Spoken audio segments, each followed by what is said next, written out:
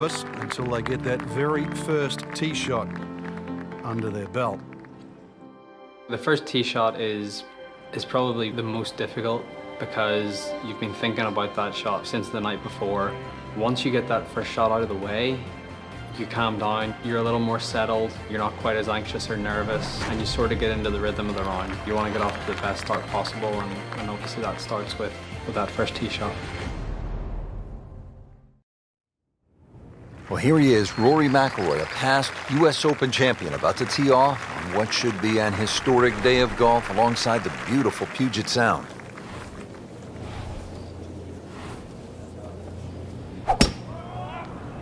Frank looked like a nice balanced swing. Well, the free-flowing action that we find synonymous with Rory McIlroy in display, even under the nervousness of an opening tee shot in the final round of a U.S. Open, and just blitzed it down the fairway. That one carried a long way, stayed up in the sky forever. Perfect lie here, Frank. What's Rory got?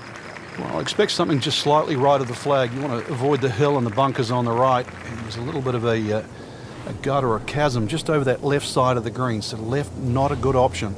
About 145 yards away.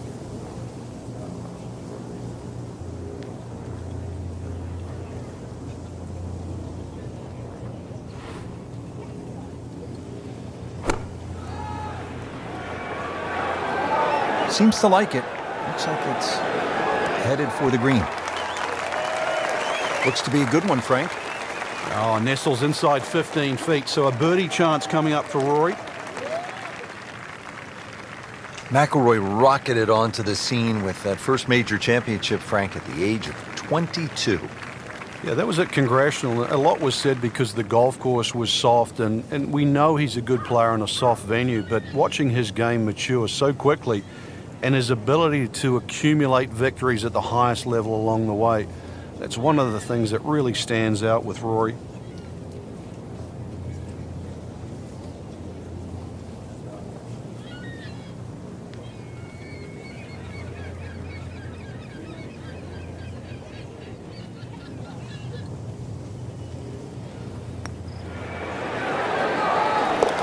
Birdie straight out of the gate. Beautifully done. I think making putts early in a round is very important. It sets the tone for the day, and it gives you some positive momentum early. You see the ball go into the hole and it gives you confidence. You face a downhill putt at a US Open with greens that are as tricky as that, it just makes it even more difficult. I feel like you always face important putts no matter when it is, but obviously they're that much more important when, you know, it's the final round of a major. Now over to the second. McIlroy with a challenging downhill putt. And I know it's early, but this is the type of putt that can really generate some momentum for the rest of the day. Well, this putt's only 12 feet, Rich, but it's downhill. And because of that, it's going to be very, very fast. You're almost going to putt this like it's only about 8 feet long. Allow the speed of the green to take it the extra distance.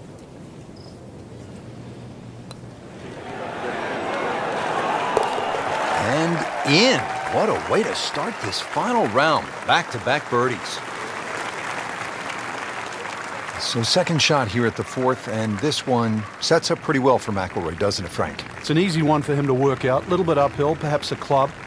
And with 165 yards, playing closer to 170, 175, still a birdie opportunity.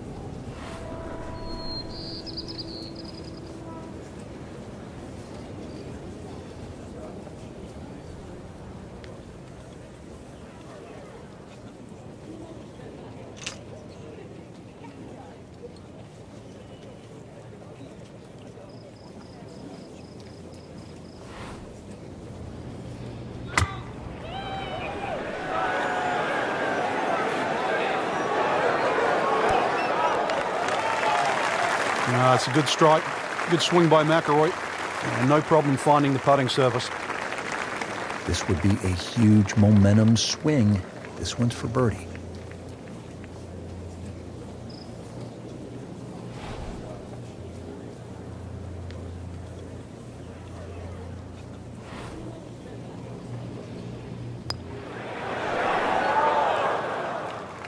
Just when you think you're going to make birdie, now have to really concentrate on this and at least make par. He can really get red hot with a putter. Let's see what McIlroy does. That's good work. That's a good par right there.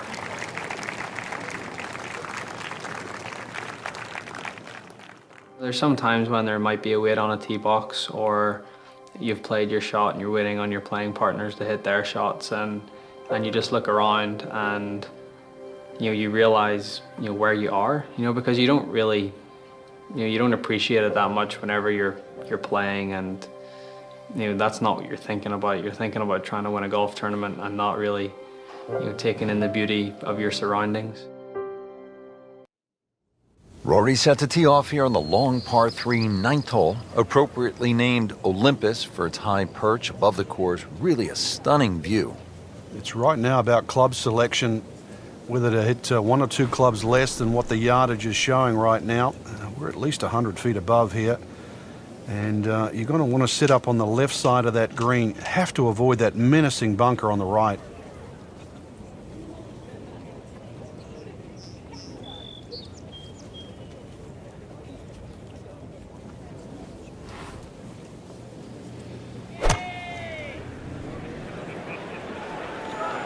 That should be pretty good right there. On the safe side. And he's taking the trouble out of play. Not a great shot, but not bad. It's no snack, though.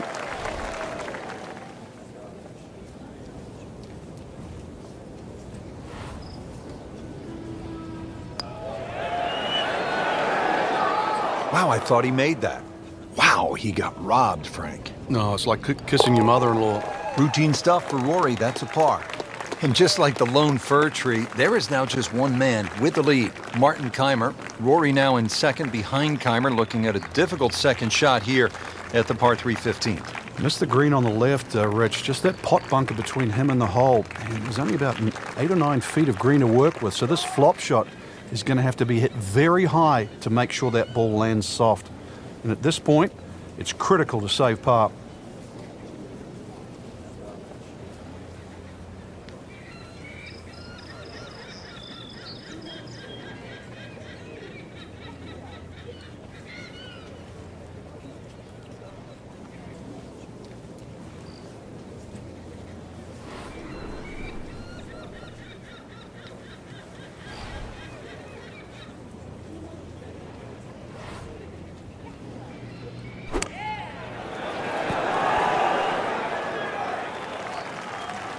Okay, good shot on the dance floor. Rich, you get that feeling. If there's going to be a moment, I think that moment is now. Trying to clean this up, make his par. In for par. Final few holes to play, especially of a major championship like the US Open. It's what you've worked so hard for. It's what you've put all those hours of practice in for, and this is your moment. This is your moment to see what you've got against the best players in the world and test yourself at the ultimate level. There's obviously a lot of pressure. You don't want to let an opportunity like this pass you by. You don't want to let it slip. So just stay really focused, really concentrated. Try to take one shot at a time. Try and put the result out of your mind. Control what you can control. But saying that, it is difficult with so many things going on around you, whether it be the crowd or it could be the person that you're going up against. There's so many things that you can't control, but the things that you can control, that's what you have to concentrate on, and that's what you have to try and do to the best of your ability. And if you can do that, that's what gives you the best chance to try and win a huge tournament like the US Open. So here at the 17th hole, tie atop the leaderboard, 2 former U.S. Open champions, 2 holes to play. This is one of golf's best moments. We talked about mental toughness on the first tee. It certainly comes into play here right now, and the 17th hole is named Derailed. And it is going to be more than a test for both of these, and could very well be the defining hole.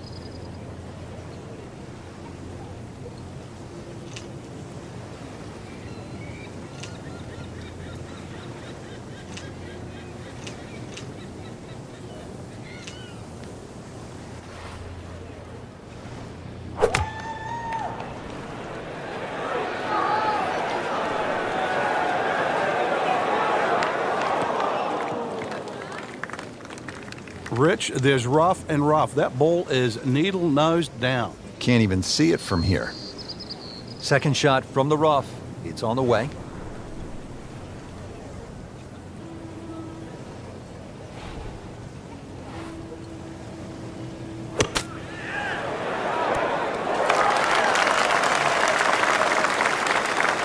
So 24 feet after that approach shot, Frank. Yeah, it's well, just outside the what you'd think very makeable distance.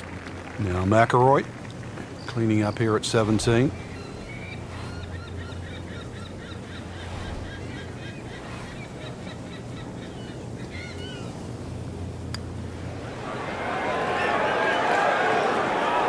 What a putt. Just missed, Frank.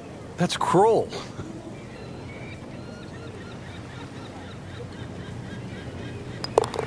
Has it.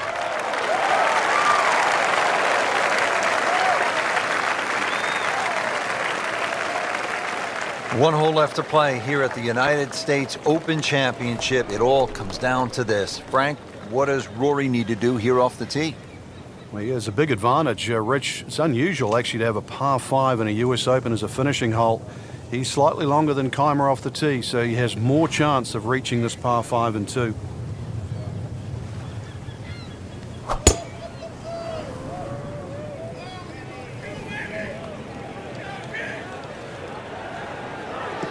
That's fine.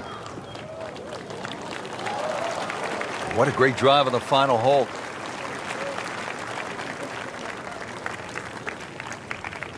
You know, Rich, so often we associate US Opens with just a straight slog, par after par, but this is a real treat. Kaymer at his best, McIlroy at their best, playing anything other than US Open style. This is a totally different generation. Brilliant golf by the two Europeans.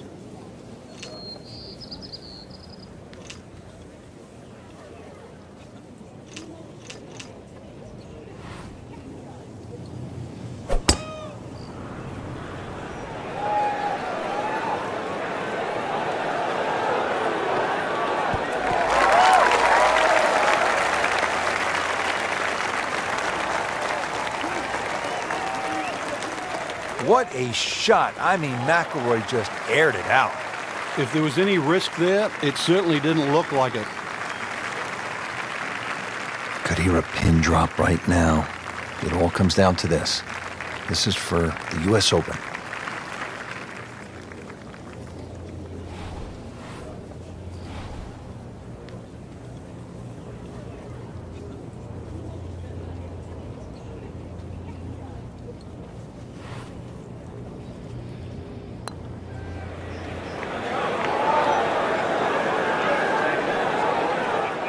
Well, that's all you want right there. Just lag it down, don't get too crazy, and now just to tap in left. McIlroy now trying to apply a little pressure to Martin Kaymer. The door was open, but Martin Kaymer slammed it shut. Kaymer, the U.S. Open champion yet again. It came down to the final hole.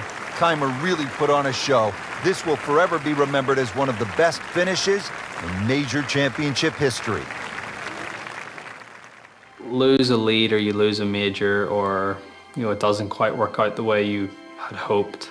At that moment in time there's obviously a lot of disappointment, but I think that passes and you use that as motivation for the next one, and that's the only way you can view it.